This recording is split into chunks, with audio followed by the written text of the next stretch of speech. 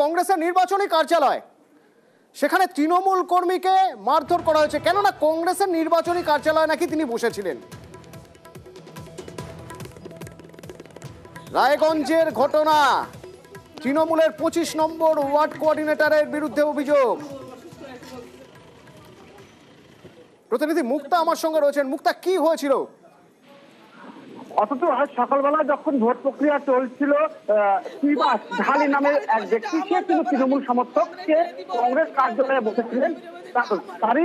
সেই অপরাধে যখনকার কোঅর্ডিনেটর অসীম অধিকারী তৃণমূল করে এবং প্রাক্তন কাউন্সিলর তাকে বেধড়ক মারধর করে বলে অভিযোগ।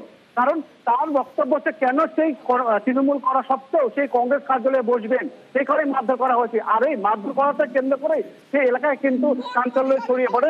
তবে তিনি জানিয়েছেন যে আমি কিছুই করতে পারলাম না, কিন্তু কেন মারধর করা হলো এই অভিযোগ, এবং সেই বাড়ির তার স্ত্রী এবং কান্নাকাটি করে তার একমাত্র স্বামী যেভাবে মারধর করেছে এবং অসুস্থ হয়ে পড়েছে বলে অভিযোগ করছেন তার স্ত্রী। সেই কারণেই এবং পাল্টা এই নিয়ে কিন্তু আলোড়ন ছড়িয়ে পড়ে 25 নম্বর ওয়ার্ডে। অতনু, ধন্যবাদ মুক্তা।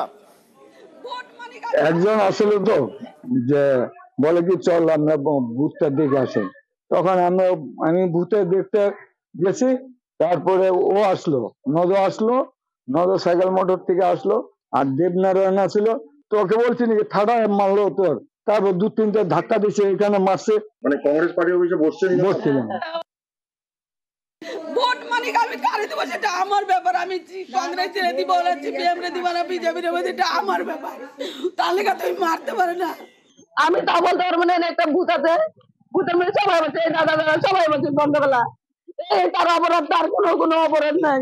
আপনার সঙ্গে কি করলো দল আমাদের এই তৃণমূল দল আছে, শুধু ওটাকে বসে। দেখেন, এখানে তৃণমূলের কোনো গোষ্ঠীদ্বন্দ্ব নাই, তৃণমূলের কোনো নাই। সকাল থেকে সন্ধ্যা পর্যন্ত দেখবেন একটা যদি গন্ডগোলের আওয়াজ পান। আমাদের এখানে গন্ডগোল কোনো বছরই হয়নি। এরকম ওনাকে বলছে কংগ্রেস পার্টির সাথে মধ্যে মানুষের গণতন্ত্র অধিকার, যে পার্টিতে বসতেই পারে, সেটা আমাদের কোনো ইয়ে নাই। কিন্তু এই ধরনের কোনো এখানে হয়নি।